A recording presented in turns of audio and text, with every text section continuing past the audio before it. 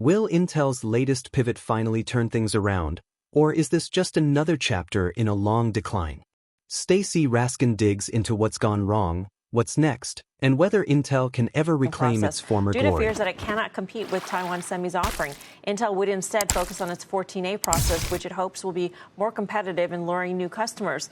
Stacy Rasgon is Managing Director, Senior Semiconductor Analyst at Bernstein. He's got a market perform rating and a $21 price target on Intel. Stacy, great to see you. Is this basically a write-down of 18A, and do you think this would be the right move? Well, we don't know what this is yet, right? This is a news report. It actually suggested that the board would be thinking about these sorts of decisions at a forthcoming meeting in a few months, which maybe makes sense given, the gravity of such a situation.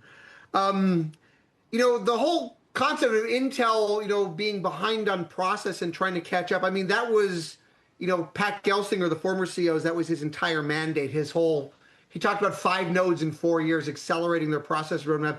And they were kind of betting the farm on 18A, which is their next generation process, which theoretically is supposed to be shipping for their own products sometime near the end of this year.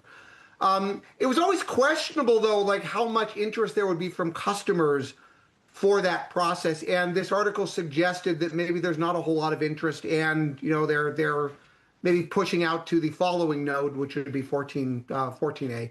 At the same time, I would say that the whole 5 nodes in 4 years, Pat sort of, screamed till he was blue in the face about how great that strategy had gone for them.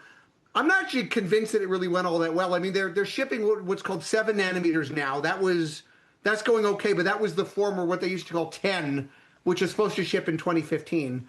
They have Intel 4, which is one product. It's Meteor Lake that nobody seems to want. They actually said on the last earnings that nobody wants their new client products that are built on that. They got Intel 3, which is a server product, Granite Rapids, that was supposed to stem the share losses, which it clearly has not. 20A was the next one. They actually canceled that process already.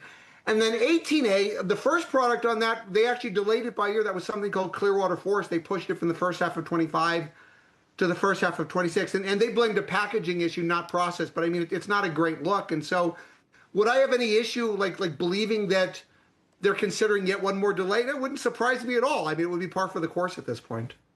Stacy, you've been covering Intel, I want to say, for a couple decades. Is that fair to say? I'm not trying to age you or anything like that. Not quite a couple decades, but almost a couple decades. All right, so flashback, if you think about Cisco nearing its all-time highs from 2000, IBM, Oracle, then look at Intel. I've never seen the sentiment so bad for a stock like this.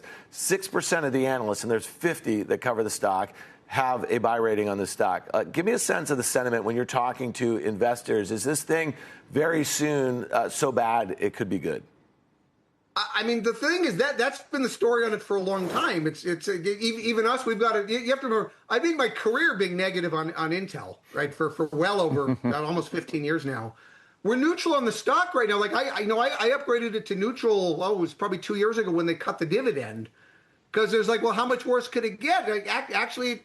It can get worse. It got a lot worse since then. And that seems to be the story. Like every time people think that it's gotten absolutely as bad as it can get, they manage to surprise us. And so at this point, I'm not even saying that the strategy that they were following was necessarily wrong. This whole idea about focusing on foundry and getting processing, I mean, that all makes sense, but it's just, I think it's a slog. It took 10 years to break it. Like, why would it take less than 10 years to fix it?